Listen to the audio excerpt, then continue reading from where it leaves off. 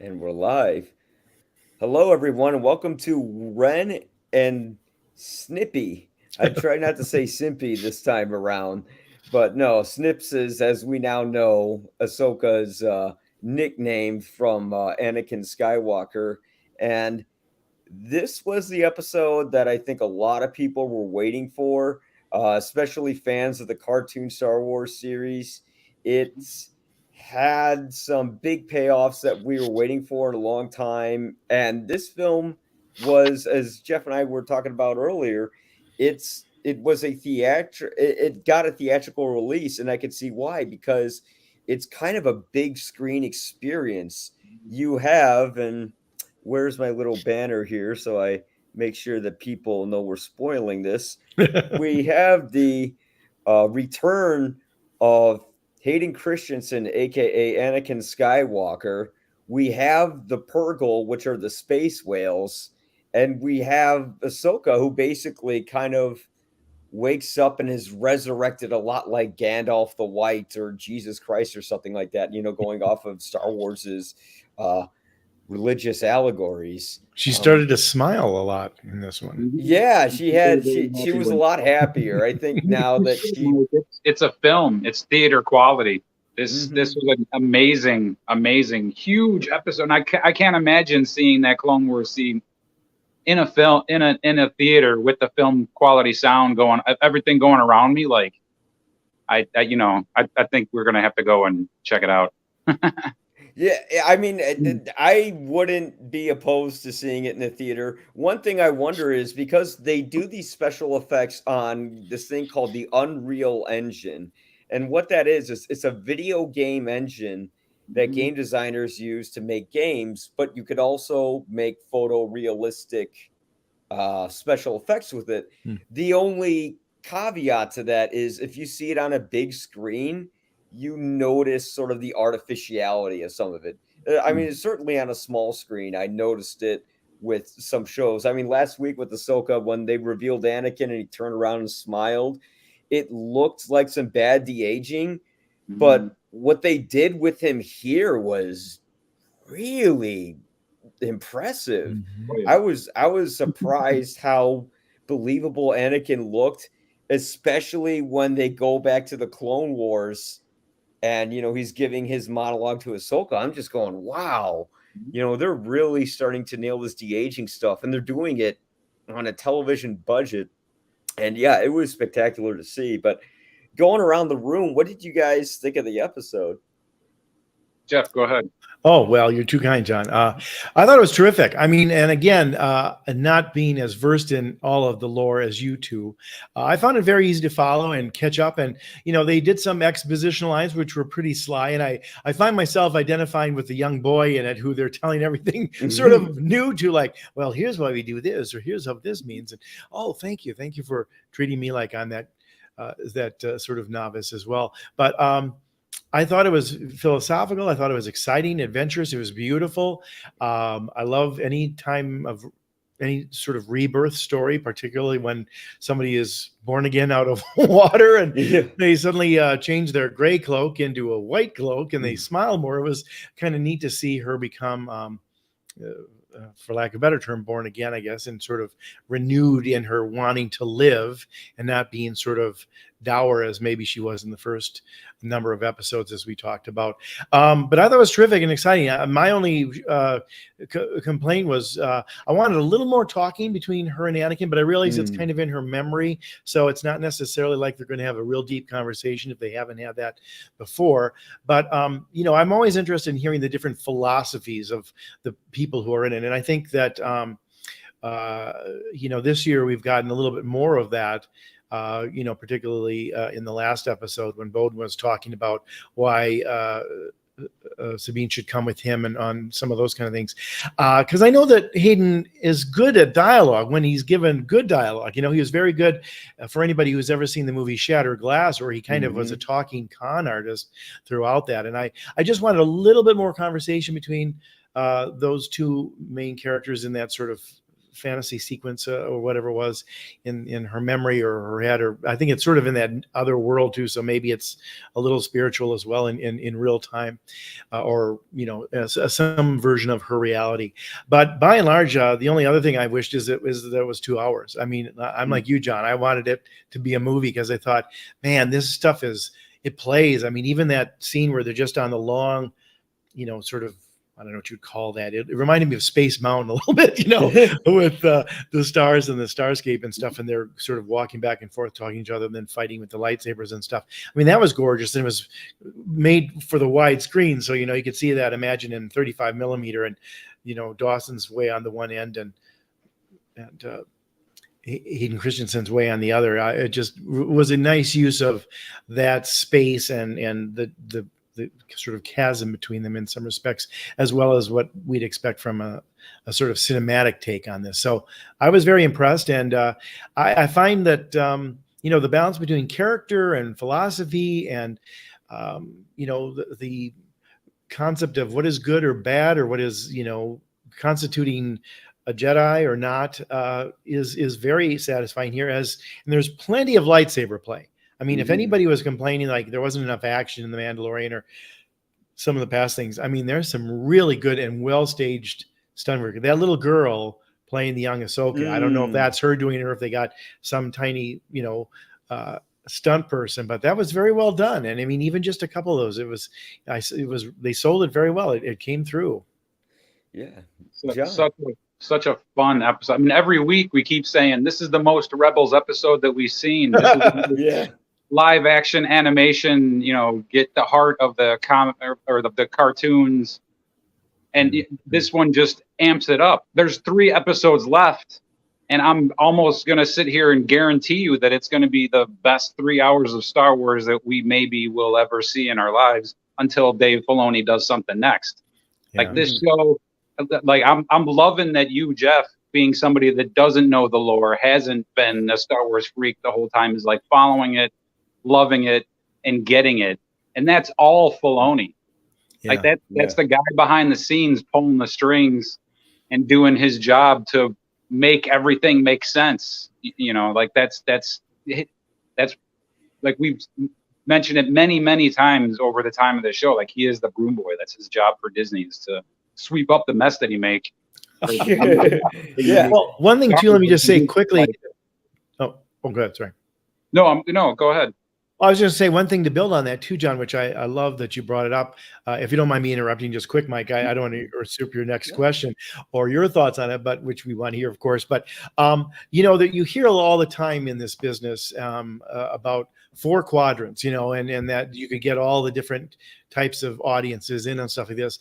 And this one seems to be doing that without a sense of being labored, because I find, you've got the sort of parent teaching a child or younger person angle, both in the flashbacks with Ahsoka as well as the present day stuff with the general and her son. But you also, I think, get a lot of religious stuff, which is interesting. And while it's not overtly that, it is there for adults who would sort of get symbolism and understand that very well.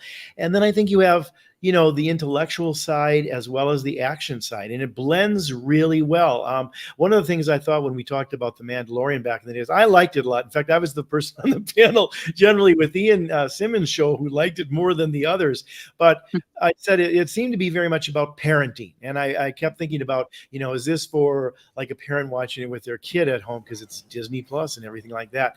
And yeah, probably part of the intent, because I know Favreau was a parent, and, these kinds of themes tend to come into this, and maybe they were there already, but this one seems much more subtle about it, and I think it feels very appealing just universally. I think, like, again, as you said, John, I'm fairly new to most of this and not knowing the lore, and I'm picking up on it. I'm not sitting there, running for any kind of source book or the Wikipedia page trying to figure out, what did they just say? What did I miss?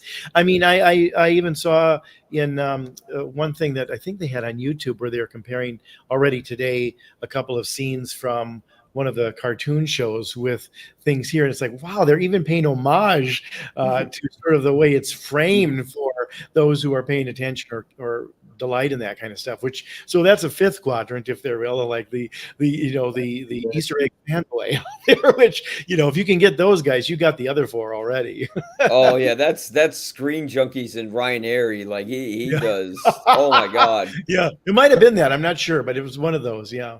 Yeah. Catch me up on what you're talking about specifically. Oh, we're just giving our breakdowns of what we thought of the episode. Okay, so we're still. And I just said, Hayden, that I said it was for me, who's not an expert at it like you guys are. I picked up on it very well and was perceiving everything. And I said it's amazing to me that it satisfies your intellectual part of your brain as well as the action side. Yeah. And I think it's there for kids with the messages of sort of parenting and even the young Ahsoka, as well as philosophy about being born again and sort of, what you choose to do in life. And, even Anakin saying there's hope for you yet. Like there's still that good part of him. The red from his eyes disappeared when she kind of convinced him, even just whether that was just for a moment or two.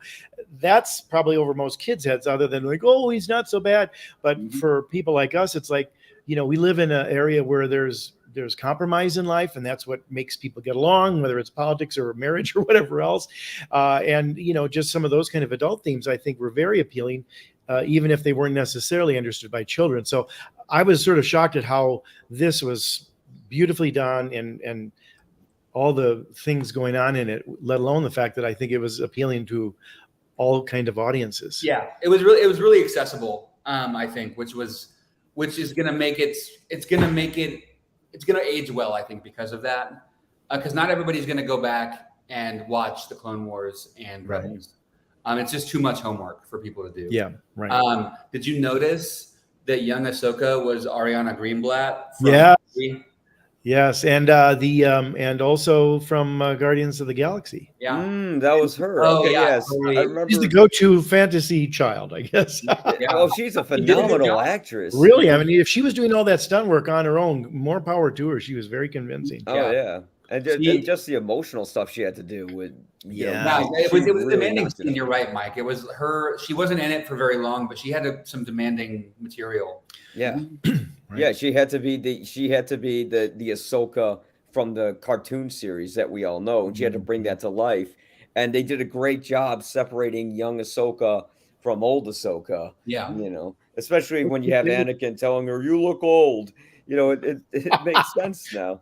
I was like, yeah. The young actress did an amazing job of grabbing the Rosario Dawson character and not playing the younger. Like she looked like the younger version, but she was playing the Rosario Dawson version of Ahsoka, which was fantastic. She was just like questioning everything, folding arms like she does. Yeah, that's a great point. It was older Ahsoka in the younger Ahsoka skin. Yeah, that was really good. Right. And you could see that beaming through. It was like, I mean, just the acting talent on that young person is fantastic. Like it's demanding. Yeah, it's she obviously lives in Epcot. She's like part of the Marvel Disney family now, but like more. Let's see more of her.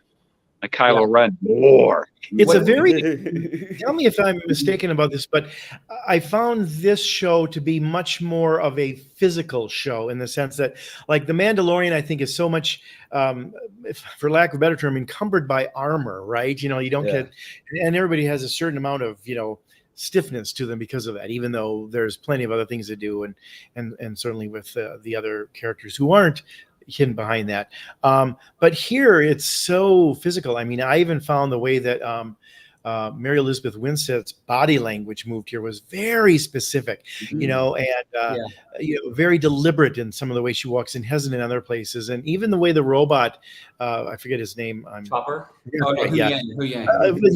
Was bowing his head and stuff. It's a very specific actorly kind of quality there. It's not just kind of this by rote thing. It's like, that's that character's way of being introspective. And I wonder if it's physical. Well, I was going to say, literally, Filoni again bringing Rebels into live action animation. Like he's taking the shot for shot stuff that you would see in Rebels. He's literally stealing shots from Star Wars movies. Like we have the lightsaber light up, which you saw in the Jedi Temple. Like he's like we mentioned last week, he's bringing all of the best Star Wars that we've seen and not doing what The Force Awakens did and just rehashing stuff and sending the Millennium. Felt like he's given us the best of the best without us knowing it, but we still know it. I don't know. It's kind of hard to explain. He's like sneaking this. Oh, it's just so good. It's fantastic the way that he builds episodes and the shot angles that he's using and the way that he does the body language and everything. It's just. Go ahead, Aiden. I'm sorry. No. I had just a really good. I think that's a really good point. I think that he does a really good job kind of honoring what Star Wars is, in a way that feels so seamless that you kind of have to think about it to notice it. I think one of the things that I'm noticing about this show is that I've had to kind of curb my expectations a little bit and change my expectations, because I thought this was going to be more. I thought Thrawn was going to be here by now, right? I thought I had my own thoughts about like, we should already have, but this is really about, rightly so, Ahsoka and not Thrawn. It's the lead up. Right. And so just remembering that, I enjoyed this episode a lot more. Instead of being disappointed that I didn't get, what I wanted out of it, I got something really, really, really good. And the Purrgil looked great. Like the space whales look so good. Yeah. Oh, I'm sorry. No, go ahead. Well, no, I was gonna say, like, this was an episode that felt like a movie. It felt like you were watching a Star Wars film that we've always kind of wanted to see. I know John and I talked about this a lot, where we're like, we're gonna get the Clone Wars and we're gonna get Anakin in Clone Wars armor. And then we finally got it, but it wasn't just like a bunch of dumb fan service where they're just going around and slashing apart robots. And like the whole idea of that scene was to have Ahsoka question, really, as she has in the Clone Wars, her purpose as a Jedi. Like, am I supposed to be a keeper of the peace or a warrior and a soldier? Because I don't want to be that. That's not what I trained for. But unfortunately, as Anakin told her, you have to adjust to the times, and the times forced her to do this. And this really felt like a war. It didn't feel like the Clone Wars in Attack of the Clones, where it was like a bunch of clones you didn't care about and a bunch of robots you didn't care about fighting each other. Yeah. This was about people that these guys cared for. Like if you watch the Clone Wars, there is a lot of development with the clones themselves. Like there's an episode where one of them actually has a family of his own and he left the life of a soldier, although their entire creation and purpose is to fight. Yeah. And here you see how Ahsoka really cares for these guys. There's that wonderful scene where there's that one clone trooper in the bed, and Ahsoka is putting her hand on him and he touches her hand. I kind of wish they had a de-aged Tamara Morrison laying there, because he kind of had like a blanket over his face. And I'm just thinking, wouldn't he have trouble breathing if he's already injured and they're just shoving like something on his face right then? But it really established how Ahsoka was brought up in this warlike state as a little kid. And it really makes you question the Jedi Order, which is, why did these guys have to fight? And yes, it is to keep people safe from the separatists who are going around and invading planets and killing people. But at the same time, she's not learning to be sort of this monk-like figure she's supposed to be. Instead, she is this warrior who is questioning her own existence. And when she has that little back and forth with Anakin about that, she has, a couple of them, it really kind of brought in some character development to Ahsoka herself in Ahsoka that we haven't seen and we really needed to get. And we were wondering, like, how's Hayden going to be? How's his acting? He's still a little wooden, but he definitely has a lot more personality than he did in, say, the prequels.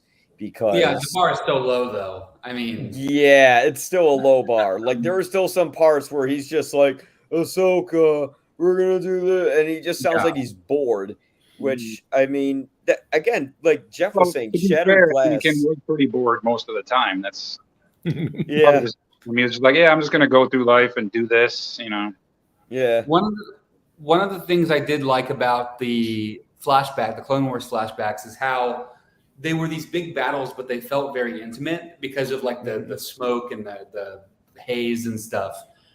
We really got a lot of one-on-one time, when in reality it was in the middle of a battle. Like they were in the middle of an active like campaign, right? It was like it was like stopping in the middle of a Battlefront campaign to talk to your comrades, right? I don't know if you've ever played Battlefront, but which campaign was it? It was the Siege of Mandalore that Anakin was really trying to focus on.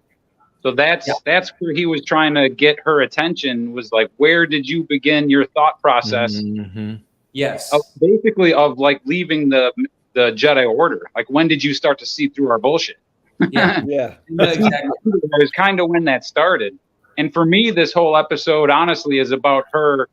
Like in the first episode, she tells you, without telling you, that she's a gray Jedi, right? Yeah, she walked away from Anakin, kind of looked at the dark side and was like, yeah, I could fuck around with that a little bit. Why not? Yeah. She went into Morgan's head, got the information out illegally or un-Jedi legally, whatever you want to call it. Unethically. So she's telling you that she's a gray Jedi. The whole sequence, everything that got us up to the point where she's fighting Anakin in the world between worlds, which I don't know if you know what that is, but we'll talk about that later. It's kind of amazing that they brought that to real life from the right. They're trying to explain something with that. But anyway, like her whole fight with Anakin basically forces her to choose, like, do you want to be a dark side, a dark Jedi, or a dark side user? Or do you want to be a light side user? You can't be a gray Jedi. Like, they just they don't work out well. So it's like you live and you become the white Jedi. You literally wake up and you become the white good Jedi, or you're gonna die here in this water and come with me, Vader, to wherever I'm going. Yeah. The world between worlds. I'm not crazy about some of it. I think that, I mean, because it might potentially bring in time travel to Star Wars, and I want time travel to stay. Huh? That's the Force. The world between worlds is a physical representation of the entirety of the Force. That's So once you're in there, you can literally go anywhere. You become the Force.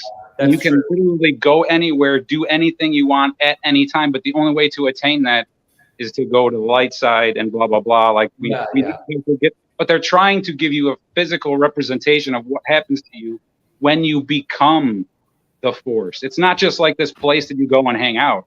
Yeah. You are the Force. You can time travel. You can go into your own history, like Dr. Sam Beckett. And make you can't make decisions. You can't change things, but you can go back there and like see how you learned and like do things. But they're trying to give you a physical representation of what the Force is and what happens when you decide to become one with it. And that's kind of amazing, actually, because you're all like, one with the Force. Like, what does that even? Nobody knows what that means. But they're trying extremely hard to explain what it is. And that's what they're doing. And they've been doing that since the Clone Wars. They did it in Rebels, and then now they're doing it in live action. And there is going to be a lot of pushback because people are like, I don't want magic in Star Wars. Well, guess what? Of course, it's it's magic. It's all magic. It's like all. They're space wizards. They can do anything they want. I mean, once you saw them doing huge flippy jumps. Yeah, they're samurais that use magic in space. Like that's what Star Wars. It's an awesome thing to be able to say out loud. By the way, but magic samurais in space. Come on, guys. Then bring the world between worlds into live action, into canon, into people's homes, and be like, "This is." I mean, I don't know if they're going to say what I just said and like actually explain out loud, but that is what it is. Here's what I'm confused about. Is in Rebels, remember, John, because I think you and I are really well versed on this stuff. In Rebels, if I remember correctly, Ezra used the world between worlds to pull Ahsoka out of the past and save her. So they can use it for that purpose, and that's kind of what I'm afraid of. That's where my like special people can do special things with it, and that's where my Kenobi theory comes in. Yeah, where he was using Force. Okay, so Force projection is you literally become a Force ghost. Luke did it, right? Yeah. In Rise of Skywalker, he became a Force ghost, and you can physically do stuff as a Force ghost. You become a living being outside of your body. That's what Force projection is, right? Yeah. But you're not supposed to be able to go back to your body after you leave it. It's kind of like I don't know, transcendence or something like that. Yeah. you hit this level and you're just not coming back. Yeah, you're leveling up, and you're Kenobi was extremely special. So he was able to, while he was force projecting himself on Tatooine to be with Luke, and while he was fighting Vader, Darth Maul interrupts him. Yeah, that's And true. he has to scurry back through the world between worlds, Yeah, leave that fight. He just disappears and comes back and ends the Maul situation. yeah, That's my theory. I have no idea if that's going to happen, but some people can use the world between worlds in an extra special way. Ezra can do it. Kenobi can do it. Ahsoka has done it. That's 3 that we know of. yeah. Now, No, that's Yoda, true. Yoda is probably doing it right now. Like, he went to Dagobah for a reason. Oh, he's probably flipping all over the place out in the world. He's probably just flipping from like bridge to bridge. Just I just imagine him doing his Yoda flip, like, "Ah!" Yeah. like between each. Attack of the Clones scream. Yeah, that's so funny. Oh my god! Yeah, that was what got me laughing in that scene. Was like, it wasn't him flipping, but just the screaming he was doing as he I was loved doing it. it. I was like, Frank Oz is going all out. I love it. By the way, one thing too that I'm sure you guys see this, but I have to say, having watched the series and all the movies now too, one of the things I really like about that this series is doing that I don't remember anything else being done as much in this realm in the past in any of the previous films or shows, is they spend a good deal of time getting to understand characters that aren't either Sith or Jedi. Yep. And what I mean by that is, I think it's interesting that the whole character of Hera is there, not only as, sort of the other teacher, if you will, in a typical way, which is not like, master apprentice kind of way that we talk about Ahsoka and Anakin and stuff, but more parent child. But I also love the fact that here she is. She's this big head of the sort of military or whatever, and yet she's compassionate. She's kind. She's soft-spoken. She smiles. She's got bright eyes, even though those blue contacts may be a touch unsettling still to me. But I love the fact that they spend time on her. Like, it's not just like, well, if you're not a Jedi, then you're just kind of a supporting person who is there to sort of move the story along. No, we're getting into these. And I know they probably did that in the books and even the animated series and such. Heck, they do it on I watched a little bit of the Kid Jedi thing they have on Disney Channel over the weekend just to catch up and see how other things are being done, which was pretty good. There, I have to say, Young Jedi Adventures. Yes, it's a pretty well done show, I thought. I haven't seen it yet. No, it's actually. I mean, you guys as Star Wars aficionados would probably dig it because it's like, wow, they're doing a pretty good job for these little tykes. What's that, John? The young Wookiee Jedi. He's like a teenager. Yes. Oh, But it's very well done, and even the enemies aren't quite as black and white as you'd say necessarily. They've got some good twists. But the other thing that I loved about this episode, and Yang, when he was 2 different times, and usually you just kind of throw away the robot as the comic relief, and to a large degree, Tennant does that here in the role. But in 2 different times, we're allowed to hear him feel bad. Like, they never listen to me. Yeah. They never do. Or when he told Hera, well, that's why you're so popular. You're very nice, and stuff. And I just love that he's got a thought process. They're giving him some time on screen to show you what he's thinking, as opposed to just moving the story along. I love that they're doing that here, and they do that quite a bit, and yet it doesn't feel like it's filler. It doesn't feel like it's wasting time. It's like, no, that is adding to the story. And I think, again, it's a lot about who is a Jedi and who's a Sith and what it takes to be those. But I also think with Sabine and some of the others, is like, what if you're on the periphery of that? What if you can't be a Jedi, or you don't want to be a Sith, but where do you fit in with the fight? And even a general doesn't have to be, Arlie Ermy the whole damn time. I mean, these people can be compassionate warriors. Well, I think that's where Ahsoka, like. Thank you, John. This is what I've always said about Kanan in Star Wars Rebels, and I think this applies to Ahsoka now, is they kind of blur the mentor-mentee archetype. Right. And just like you said, Hera kind of blurs that archetype as well. I think that's really, really interesting, because you have these people who are teaching each other, but they're also learning from each other. Right. So you don't have any clear dynamic where it's like, no, this is the teacher, this is the student. They're all kind of students and teachers to each other. And maybe it's because it's women too, as women characters, and maybe that's one of the sort of aesthetics here. But there's more respect talking to them. There's not this like all this rank and shit. Like well, that's Yeah. you don't get it. You're not me. You're not this. You're not Yeah. whatever. You're not a Like fake somebody who's alpha bullshit. Just You're within the show. It's not like Anakin where he's like, you're gonna be everything I am. right. The underlying themes, and I think they say something similar to it in almost every episode. Is now is not the time for a lesson, Yeah. Mhm. Yeah. but now is always a time. Always time for That's what lesson. they're figuring out. Like that's It's what it's like Dorothy in the Wizard of Oz. She's she's doing the power Yeah. thing. There's doing that, and it's so funny because it continually reminds me that Anakin is wrong on this. He goes live or die. It's like no, she's going to live, and she doesn't have to be a badass or He's wrong on a lot. Yeah. terrible to do it. I mean, it's like you kind of bought into the whole wrong thing, Anakin, and Oh, you're yeah. still not quite getting it, even in the afterlife. No, or he's wherever we not. are. He is not a role model in so many ways. So, Yeah. like, No, Yoda always warned about him. He always said, like, this kid is trouble. Watch out. And nobody listened. And of course, Obi-Wan knew from day one. I'm telling you. That's why he Yeah. lied to him about the high ground. Yeah. From day, he was scared of Anakin from the moment that he met him. yeah. Because, I mean, not only because Obi-Wan is Obi-Wan, but Obi-Wan is more than likely the actual chosen one.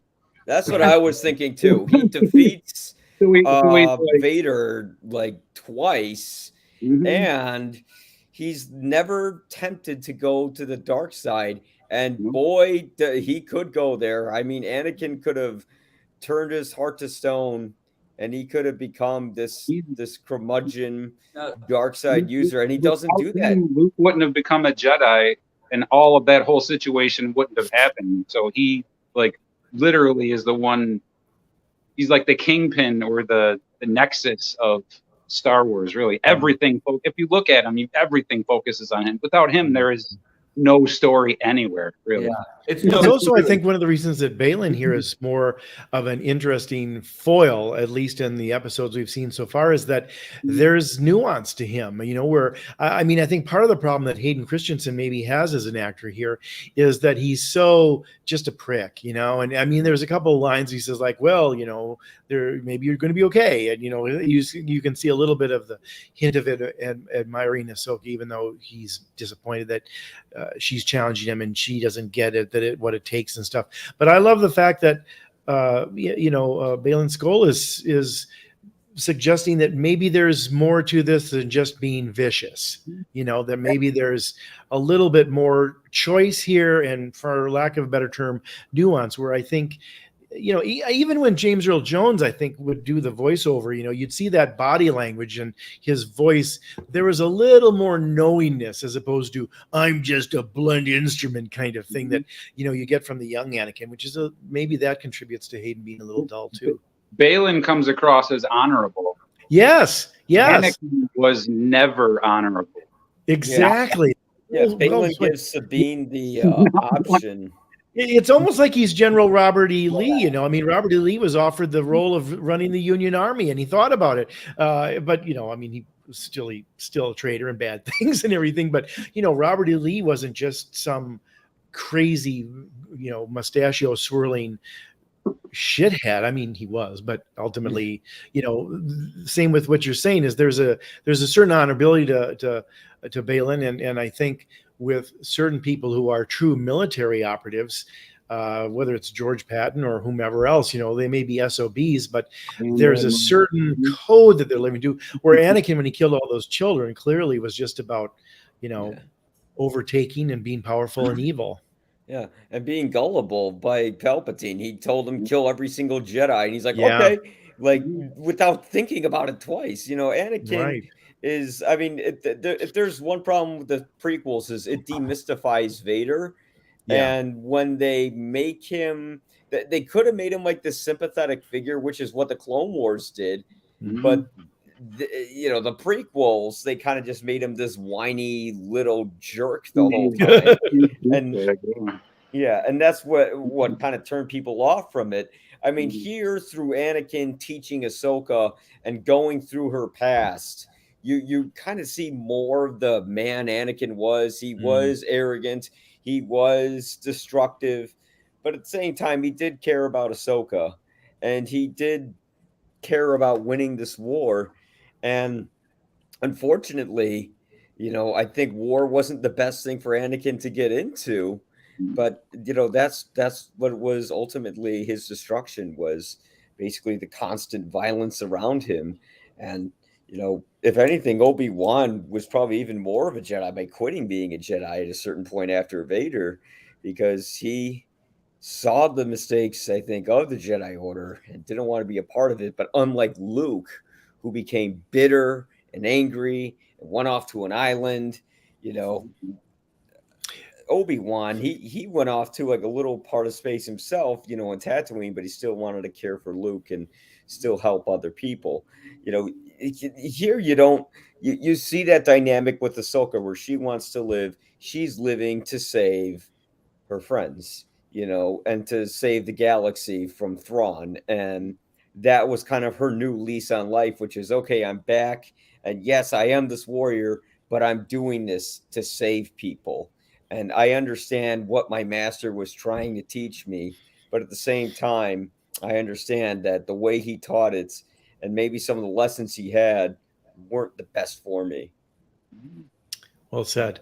One of the things that I think they could have maybe directed Hayden Christensen on, at least in those the two movies that he did in the prequels, is sort of the old advice that most actors get when they're being directed by a good director who knows how to approach character, and that is that you always play the villain like he's the good guy. Larry Hagman once said that when he did Dallas. He said, I don't approach this any different than I did Major Nelson in I Dream of Jeannie, because I think I'm in the right. Like, I'm the guy who understands the oil business best, and I like women, and they like me, and it's not cheating. It's me being that guy who's spreading the cheer, if you will, right?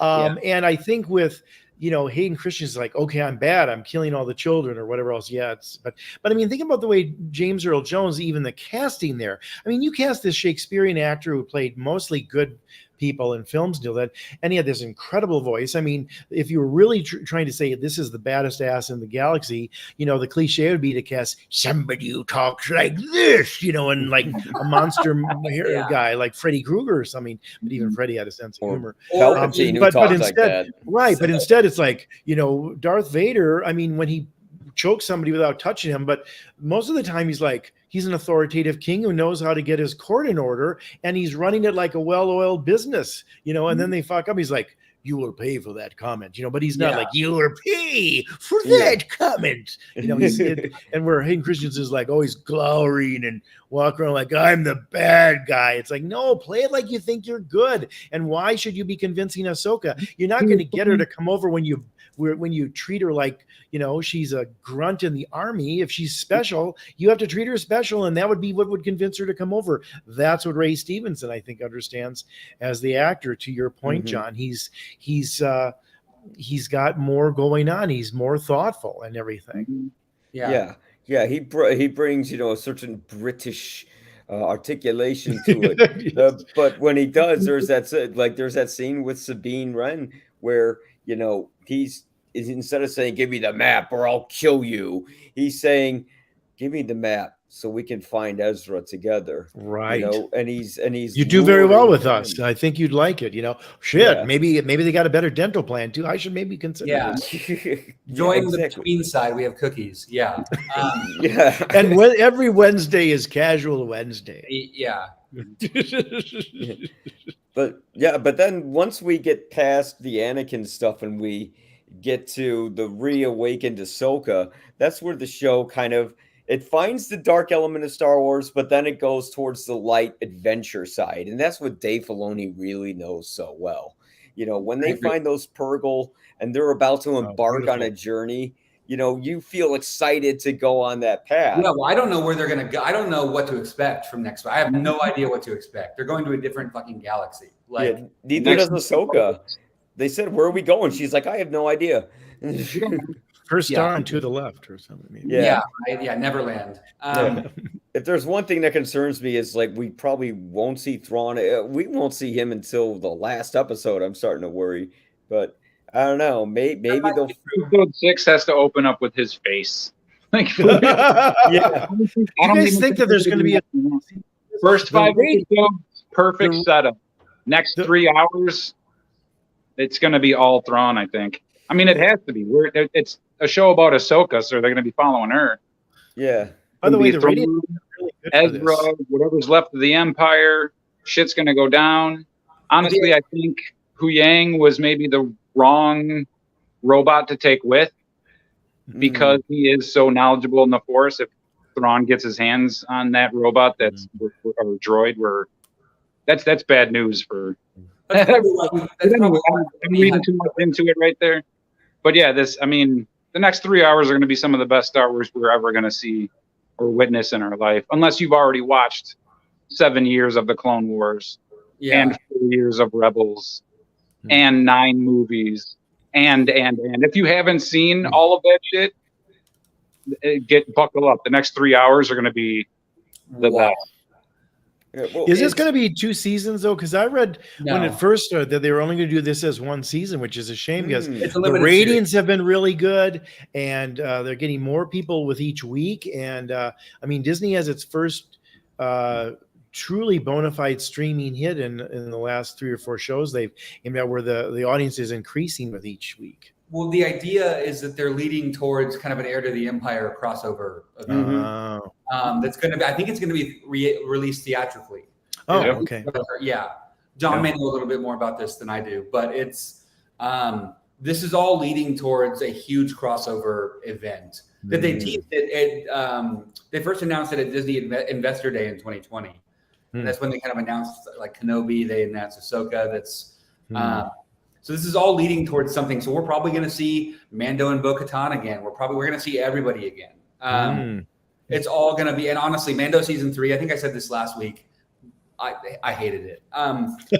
It wasn't that good. I didn't hate it, but I felt like, boy, they just didn't have any ideas for this one, and they rushed it through the door. It wasted my time. I felt like they wasted my time. 100%. I honestly think they should have just renamed it Mandalorians. Right? And Like take that the concept of the Mandalorian and just bring it forward. There was no reason for them to keep focusing on Din.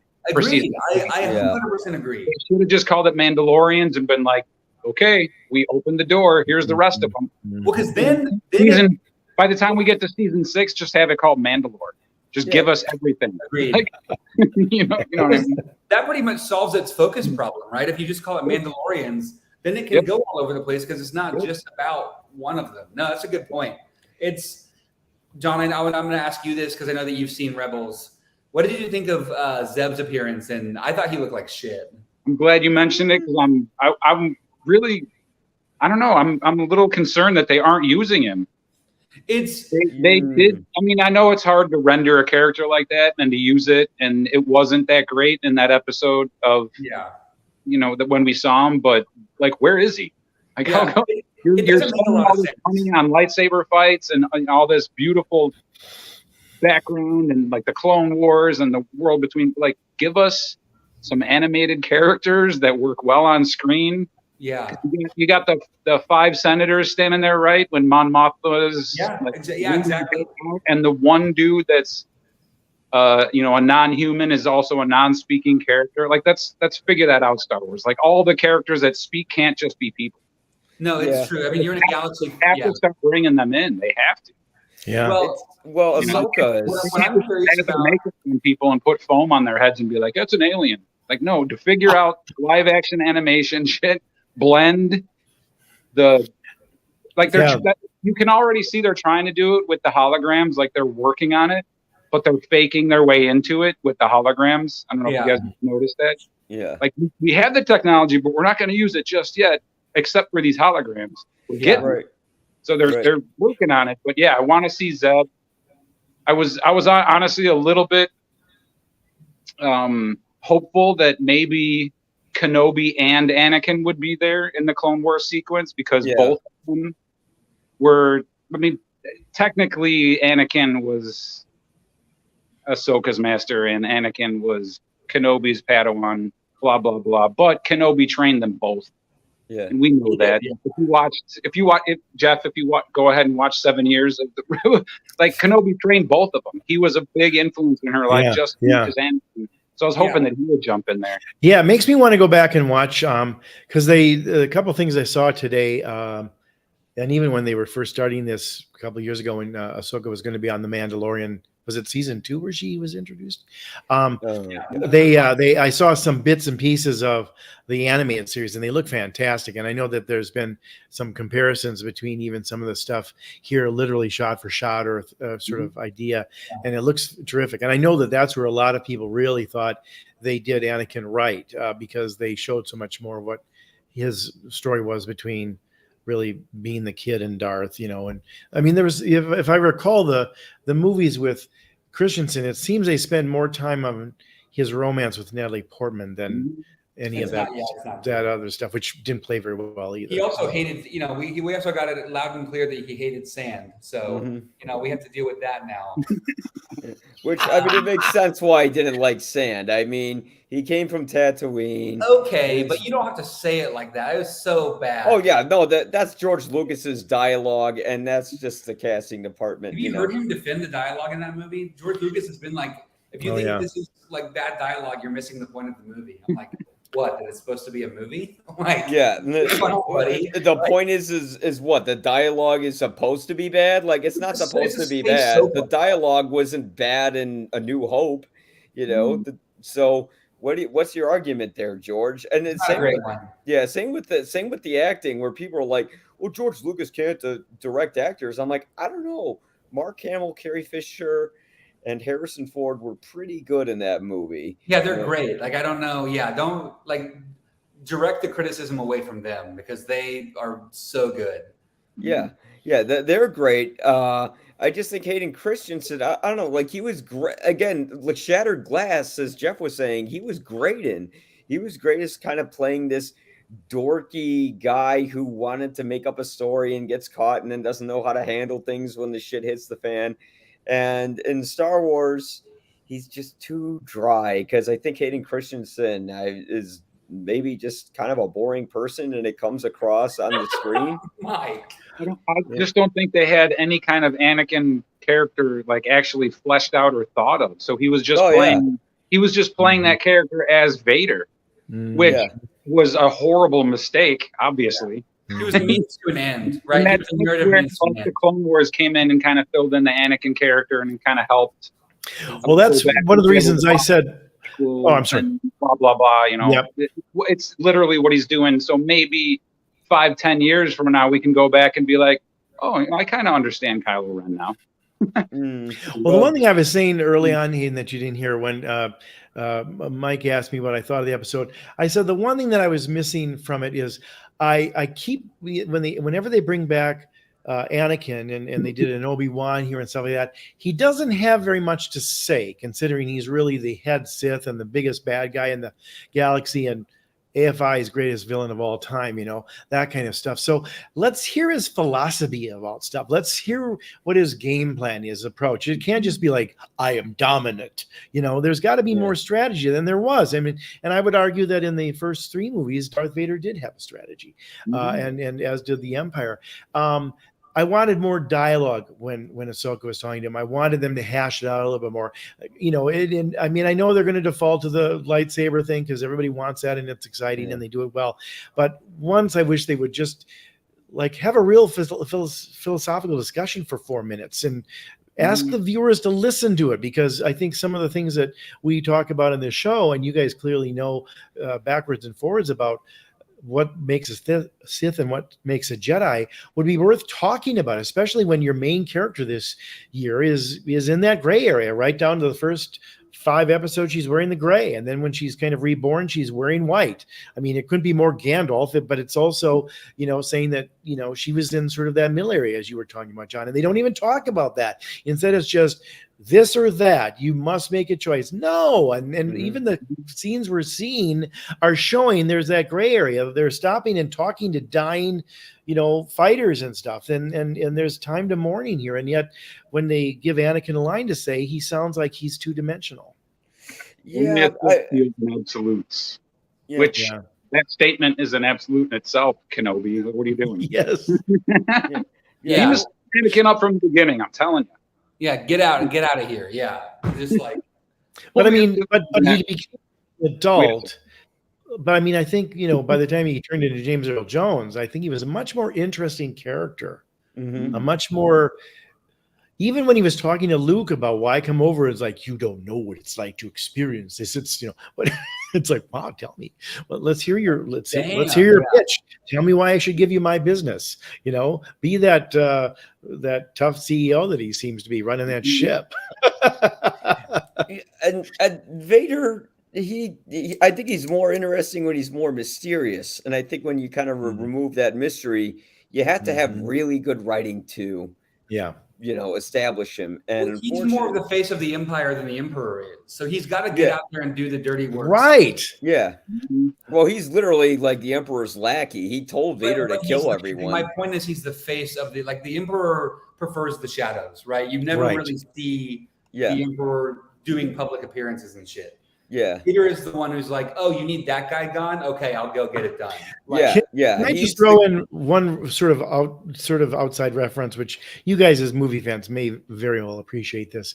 But there was a movie, I think it was 1978, called Capricorn 1 about a fake Mars astronaut trip. And Hal Holbrook is the villain, and he's the head of NASA, but he's the bad guy in it. And he has this scene half an hour into the movie where he has to sit down and tell him why he's going to ask these 3 astronauts to fake the Mars landing. And it's this 10-minute wonderful sort of monologue that he basically says, like, here's why you have to do it. And it's almost like, somebody convincing you that you have to give money to UNICEF. And he thinks he's in the right, and he thinks he's good. And it's this wonderfully, like, well-spoken, charming, sometimes he laughs, sometimes he's sweet, sometimes he's like, those sons of bitches, like they got mad that we preempted a rerun of Lucy, I Love Lucy after the 5th NASA.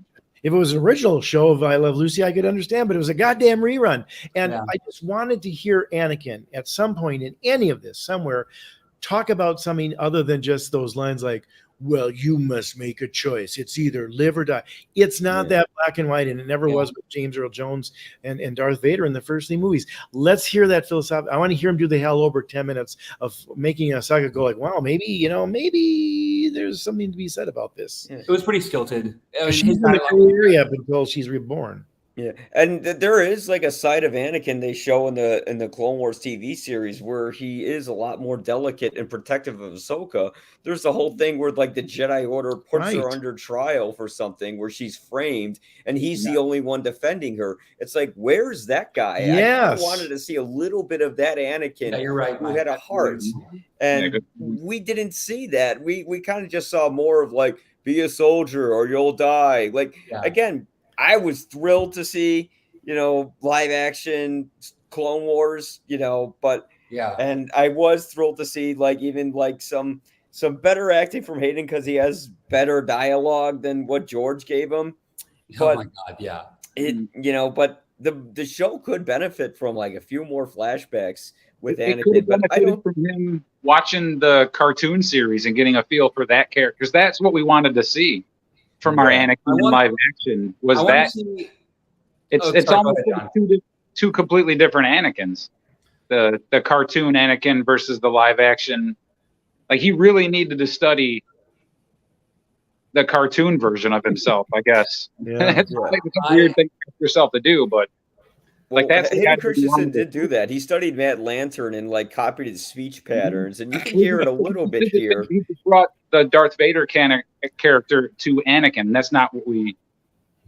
That's not what we need. That's not who Anakin wasn't Darth Vader yet, and that's right. Kind of where Lucas screwed up in the prequels, and where like they're kind of like on rocky ground right now. It's like that's not. I mean, it was kind of in this flashback sequence because that's the point that he was trying to get across. Yeah. He's like, are you going to be an Anakin? Are you going to be a Vader? Make your choice. You can't be a gray. Figure it out. Yeah. You know what I mean? She's like, oh shit, I'm gonna wake up and Gandalf rises from the ocean. Yeah. I mean, in a way, she is great because she she finds the good in Anakin and brings him back as a because he has the red in his eyes, and then when he moves Mhm. away, he goes back to his old self. Mhm. And when he She doesn't says really- there's something for you yeah. to forget, it's like there's a little bit of the old Anakin, but at the same time, it's still like you didn't have to fight her in order to have a lesson. But it's Star Wars. It's It needs to have cinematic. action. Yeah. Here's my proposal for the World Between Worlds. What I think they should do with it is use it to go and undo the holiday special. We just, have fucking Lumpy and Chewbacca's family chilling, doing their life day shit, and then Vader just decapitates all of them. By the way, let me ask you guys this, since you would know this, and speaking about undoing unseemly things in this canon, Yeah. the most recent, maybe it was the director's cut or one of those special reissues, but I swear to God, they cut out some of the Ewok song in Return of the Jedi. Am I wrong on They that? did. Okay. They got rid of in the I was special going to say, edition, they wasn't got there rid like of this? Yub Nub. It felt like it was a jingle for I think diapers. I think it was an act of mercy for the fans. Yeah, I was going to Yeah. say, I think the Like- last time I saw this, like, wait a minute, I think they cut that terrible song. I will say some of the changes in the special edition aren't bad, and Only in improve on Empire. some The things. rest of it is junk. What's Yeah, that, John? but a lot of it's bad. Some of the special edition, the extra stuff they added to Empire is kind of cool, especially with Bespin. They added windows and just Yeah, added Oh, that's right. scenes and made it just look a little bit better. The rest of it was just like Boba Fett dancing. That drives me up the fucking wall. Like they destroyed that character with that scene. He's just hanging with Jabba's hookers and he's just like dancing. He's like, Oh, man. like that Return whole of the dance- Jedi. And why? Why would they do that there? What was the Because they had possible? more Muppets than purpose? Jedi in the originals. Why did they add more Muppets? Makes no sense. Yeah, Vader they had a yelling whole no musical. as he- Oh, That's- that's why I own the despecialized editions. I cannot watch Return of the Jedi with Vader yelling no and just Oh, ruining yes. it. I'll never watch that again. I know. I also don't like I just laugh. them making Han Solo react to the shot in the cantina. It's like, no, Han And shot it's- first because he Yeah. knows what's coming and he's smart. He's not like, oh, I guess I'm just a better shot. No. Yeah, Yeah, my and how do you niece- miss when you're that close? Like, how Exactly. is that possible? But yeah, I mean, because I guess George Lucas's argument was that Han Solo isn't a cold-blooded killer, and it's like we He is. get that, but he was just He doing is. it to keep himself alive, so the other guy wouldn't pull the trigger on him. It's always is- because they want to he is save a the cold-blooded children. You know, killer. we don't He want is to. a Yeah. scoundrel, and Leia saves him. They don't delve into that. They just play him off as this like card playing goofball. Like, no, he's a piece of shit when they meet him. There's a Yes, reason. yeah. There's a reason that he's on Tatooine waiting for somebody to randomly bump into him. He's a loser.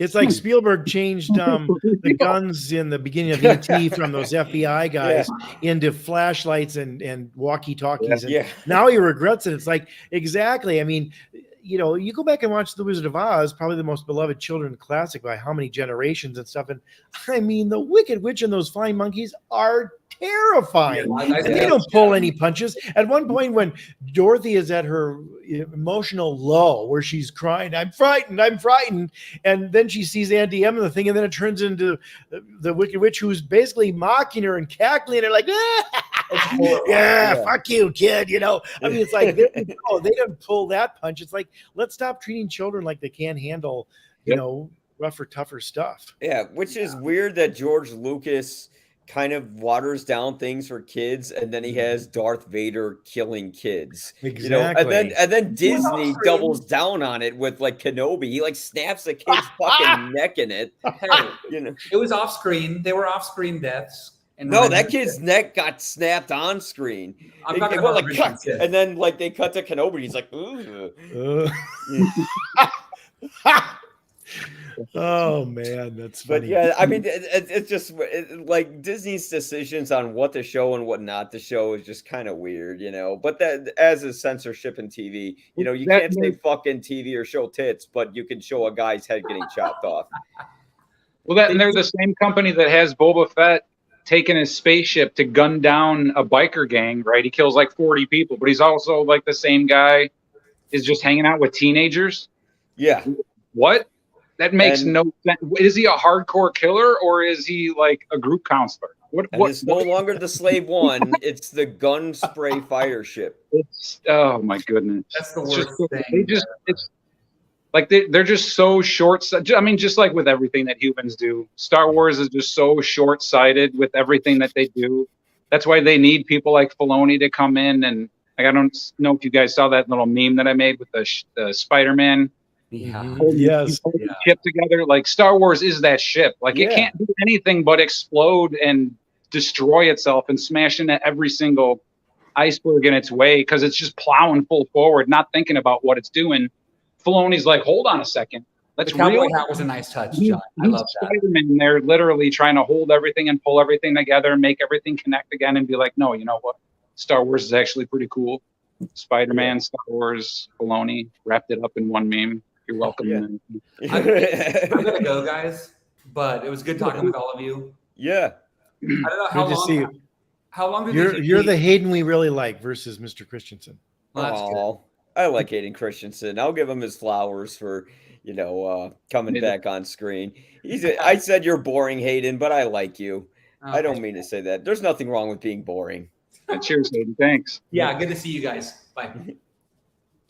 All right.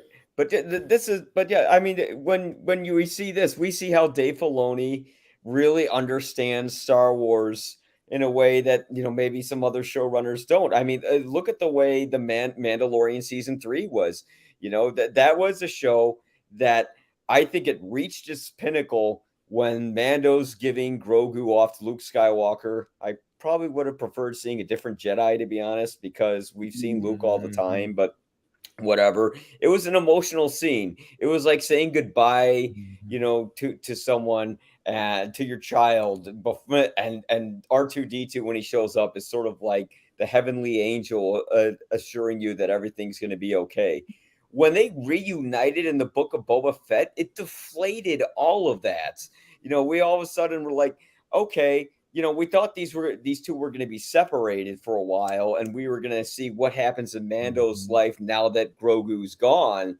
And instead, they're like, no, give the audience what they want. Grogu sells, or Baby Yoda, whichever you prefer. He sells a ton of toys. We got to put him back in. And because they did that, Mandalorian season 3 wasn't that dynamic because all they did was like give Grogu some cute armor. And as John was saying, and the best episode of the entirety of that Boba Fett show was that episode that you're talking about. He wasn't even in it. Yeah. Like Boba Fett was barely in that episode. And to have that incident happen on another show is like mind-boggling, even, really. Yeah, that's where But see, that's where I think there's I was just a little disappointed earlier when you're talking about how this is all leading sort of as set up for movies, because I think Marvel has done that too. And I think one of the problems that I'm having with all this stuff and the entertainment industry is certainly these big companies that have all these different franchise possibilities and everything else, is they want to connect everything. And I think sometimes it's just nice to have something end or a one-off. To your point, Mike, I mean, the end of The Mandalorian was one of the most emotional moments where, he's done this and raising this and protecting this character that changed his whole personality, really. That's the whole crux of the arc of the story. And then it doesn't really happen. It comes back, and they also don't really show it properly happening in The Mandalorian, as you said, because it happened in the Book of Boba Fett. And it's just, those don't feel like storytellers. Those feel like corporate people saying, we need to get the ratings up for Boba Fett, so we're going to do this. And, we can't really have Luke being bogged down with a kid. So, and it's like, well, then why do in the first place? I mean, I'm just going to bring this up because I'm also I'm a Star Wars fan as well as a Star Trek fan. Yes, there's some of us who can be both. But I always loved Star Trek II: The Wrath of Khan, but you never hear them talk about this when they talk about the lore of Star Trek. Is like Star Trek II is the Wrath of Khan, and Star Trek III systematically undid every great thing in Star Trek II. And it's like, no, Genesis is not a shitty planet that was premature to do its thing, and it shouldn't blow up, and it shouldn't do all this. And I just no, it's like, let that just be there. And if you need to bring Spock, do it a different way. But again, and some of these stories don't make don't undo what you've done, or make decisions that have real consequences, as opposed to, well, we did that because it was convenient, but we were never really going to have Grogu go off with Luke Skywalker. What? Yeah. Then why have him be that Jedi? Have it be another Jedi. It could have been somebody else from the books that you guys would know that I don't, but the fans would go like, well, that's interesting, or just have him stay around, and then that becomes what's going to happen as he gets older. I mean, I was surprised when they brought back season 3, and it didn't seem Grogu had grown much. If it was 3 years later and the Mandalorian was in a different place or something, maybe so, and then they could have, like soap operas, the kid goes away for 6 months and he comes back and he's 18. Yeah. Well, it's like, I don't know how much he could we can do more 'cause- stories with an 18-year-old than a 12-year-old. I'm not sure how much he could age because he was like 50, when I suppose, but I mean, yeah. it seemed a little inert in some respects. Yeah, well, it just deflates everything. The whole point was this guy he became a father to this child, and he had to let him go. And then they're like, "No, we're gonna make him a daddy again." And it ends with the corny ending shot with Mando sitting out in the front porch with Grogu next to him, and they do like a little circle close on both of them. And I'm going, "What The the iris, fuck?" yeah. Yeah, I'm going. What? They wrote season 3 for Bo-Katan and all of that cool stuff to happen, and just squeezed in and Grogu in there for just so they could keep calling it the man. They literally should just switch gears, called it the Mandalorians, and make it all about Bo-Katan. You're right. She was she was really the character that had the biggest arc in the season, wasn't she? Exactly. It didn't really have anything to do with season 1 or 2. Yeah.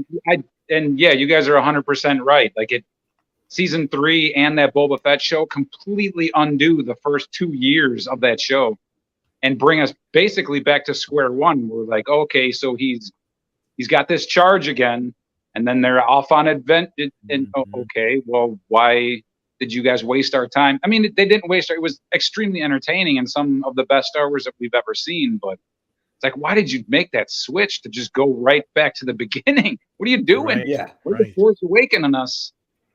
This soon in your Disney live action animation debut, or like give us a couple of years. I mean, I guess they gave us 2 years. So and to your point too, John, I mean, I think this is the thing that's happening now, and we've talked about it, Mike, in person as well as on some other shows, including yours here even a little bit last week. But the whole time travel thing has become like, well, we'll just employ that in case we need to get out of this for whatever reason. I mean, it's almost like the soap opera is always saying, we won't have the character die. She comes back as her twin or something, dumb stuff like that. Exactly.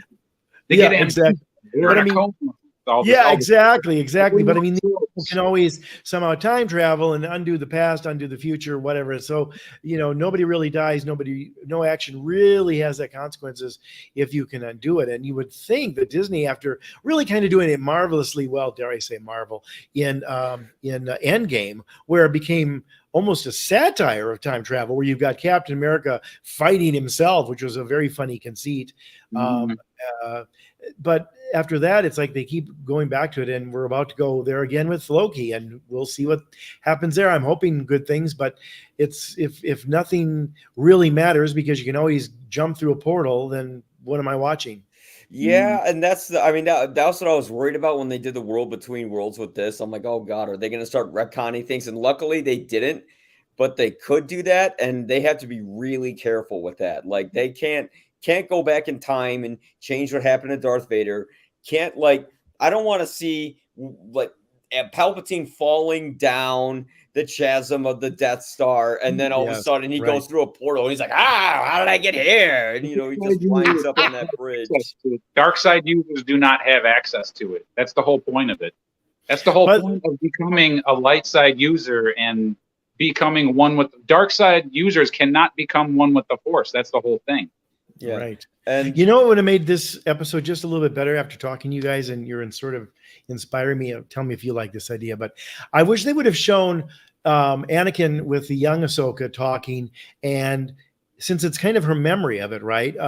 That maybe he was saying some stuff to her that she wasn't mature enough or able to yet sort of talk back to him as, and then sort of cross-cut that with her in her mind replaying the argument, but now as an adult who's lived 40 years and is old looking, as Anakin says, understands what he says and could throw it back at him more. And so she's almost winning the argument now with her knowledge where he was wrong, and his influence on her as a child, if she had known then what she knows now, that would have been interesting. I think they could have discussed more of the philosophy and stuff. Instead, they default to a lightsaber fight, which is very good.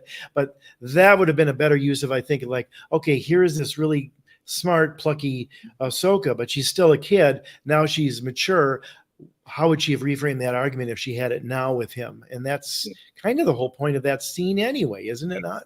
Yeah, Yep. the whole point was to question her existence. Like, that's the full-grown Ahsoka in the tiny little body. Like she does time travel like Dr. Sam Beckett into her own past. Yes. Yeah. But into her own body instead of somebody else's body.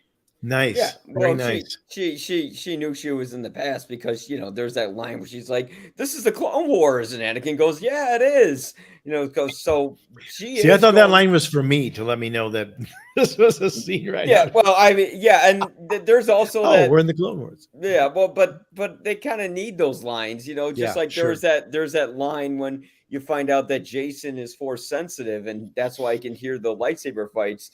That's when Hu Yang says to what was it? Who did he say it? Who was he talking to? But he basically said, like, why can Jason hear all these lightsaber fights? And he goes, his father was Kanan Jarrus, and he had the Force, and this is why he had. So he's explaining it to the audience why Jason is Force sensitive. But if you know about Rebels, Kanan had a relationship with Hera, and they had a child, but they kind of have those little bits of dialogue to explain things, to make things clearer to the audience, and it makes sense why they do that. I mean, even for me, like, if they didn't explain that, we're in the Clone Wars, I probably would have thought, oh, is she actually going, like, is she actually, like, in the past again, or no, she's just in a memory as a grown self in a child's body.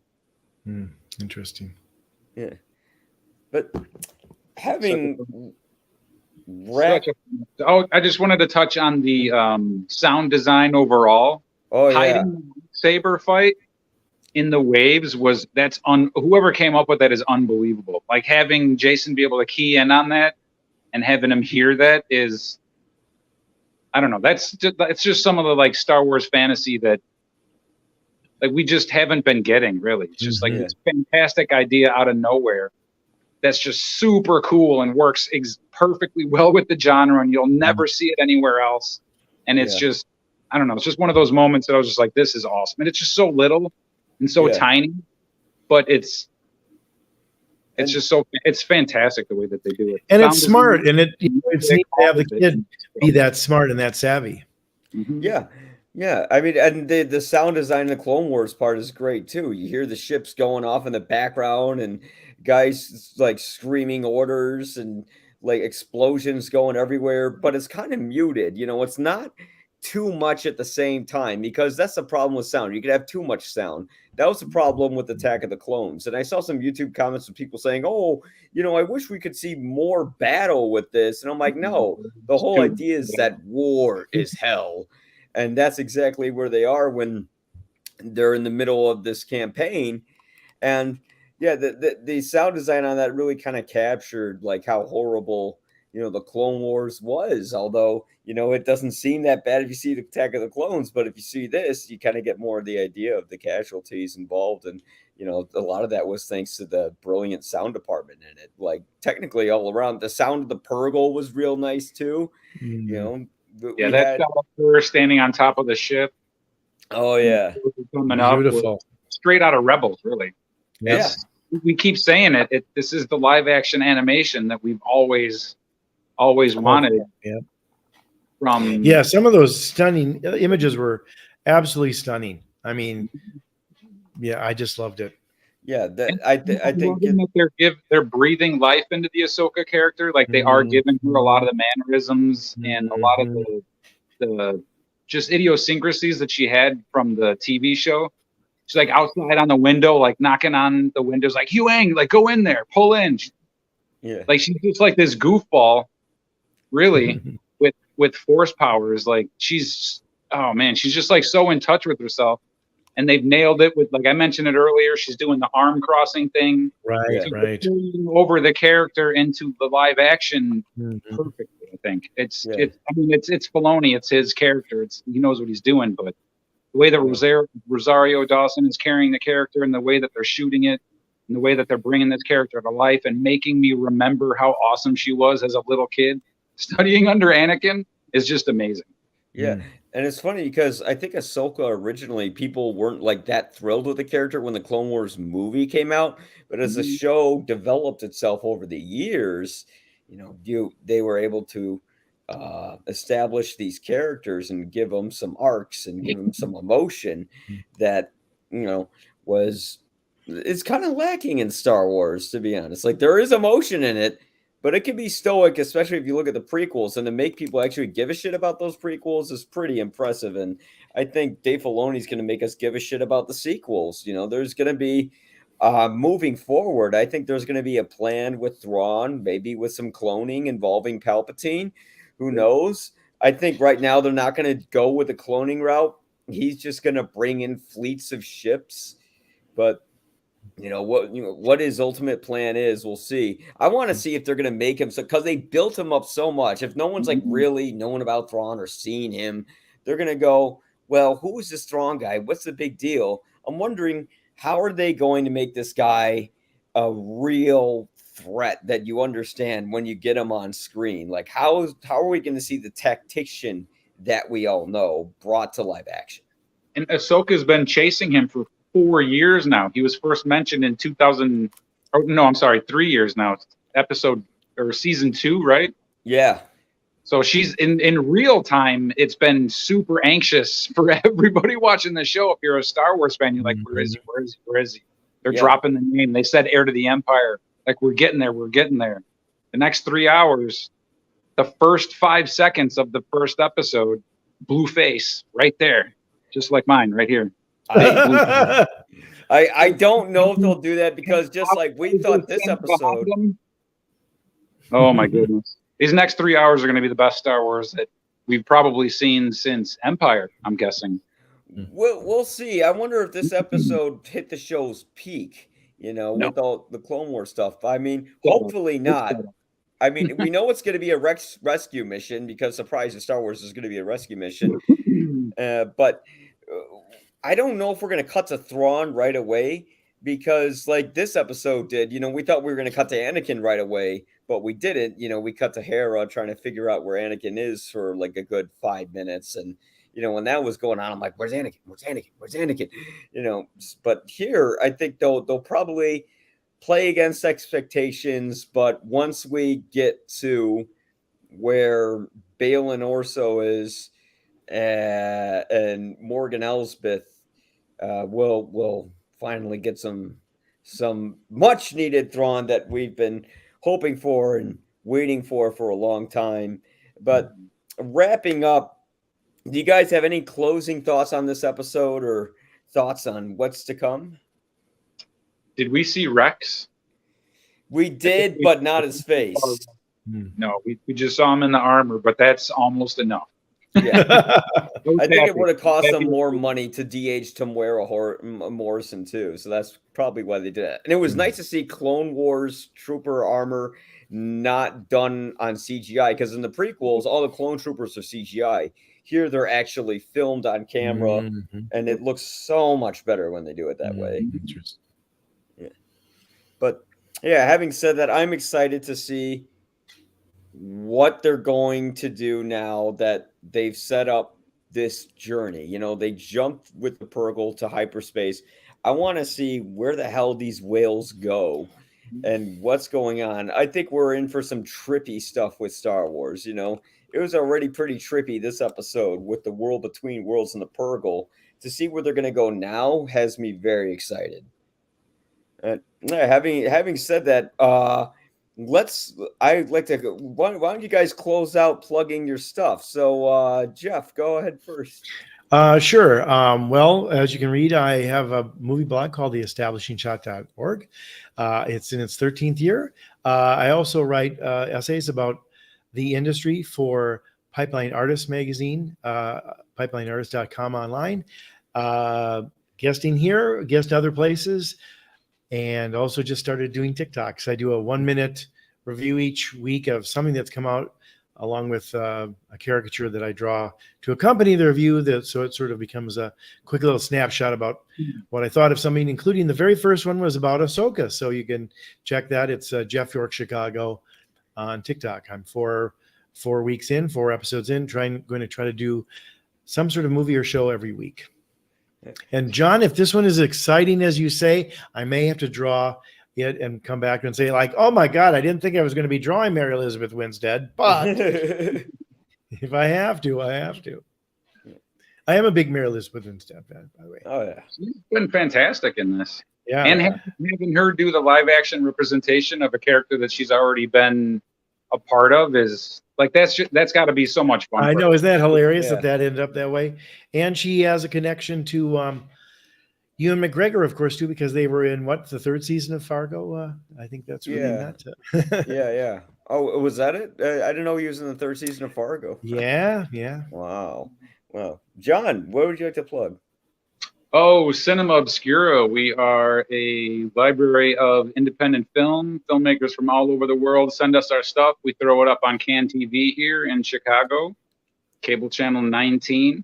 It's a local public access channel. If you can't catch us there, we're live in the Logan Theater every 4th Wednesday. So you get a chance to check out independent film, live music, and stand-up comedy all in one place, 7 to 10 p.m. Logan Theater, Chicago, Illinois. That's great. And there's like a Vimeo backup too for the TV show. There's like 100 episodes on there. Oh, Look wow. at it. It's basically to archive and save these independent filmmakers' work, music videos, documentaries, short films, all of it in one place. Check us out. Check them out, really. It's not really about us. Right. Bravo. Well, guys, thank you so much for doing this. Next week, we'll see where things go. Maybe we'll finally get some Thrawn.